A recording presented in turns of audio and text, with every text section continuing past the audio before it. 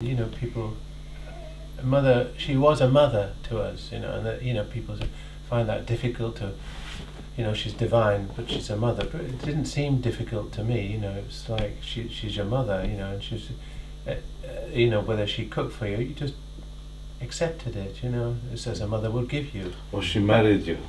She married. She married. Yeah. It was the only marriage, and they were on the stage.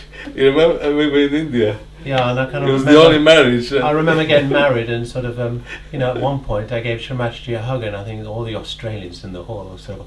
You know, but you know, it was because you know you and you know she's your mother, and of course at the same time you had tremendous respect for her, but it didn't seem difficult to put those two things together and to accept it. Mm. I think one of the things about humour and light-heartedness was the context, the spiritual context of a big tradition of the Indian guru who burns people up by looking at them if they trespass on his attention, you know. And this idea of spirituality, I think, you know, is a kind of was really permeating seeking when I came along anyway.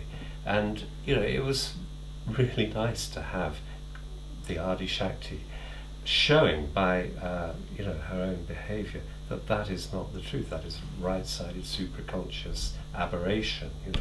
And that you know, the spirit obviously enjoys. Mm. I do remember one little thing. Actually, it wasn't said to me; it was said to my wife, Ruth, when she was staying in Bristol, and Ruth was in the bedroom with her, and mother was sort of putting her makeup on, adjusting everything, and you know, do I look all right, and so on. And she's turned to Ruth and she said, "Who would be a woman?"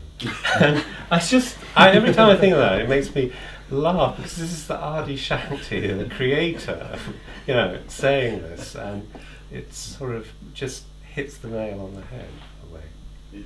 Oh, the interesting is you talk something about Shri Mataji visiting your home, your house, which is a completely, you know, again, alien concept. I mean, what is that like to have the Adi Shakti turn up on your doorstep? You know, it's a Patricia. She stayed at our flat, Darwin Court, in Regent's Park sometime.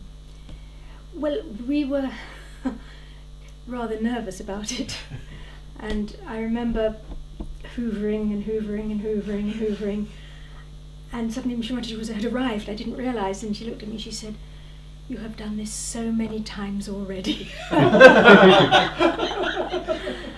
And she had just come out of hospital for a few days, and we were told very clearly by the then leader, she must rest, she's not to see anybody, you must just look after her, let her sleep and rest.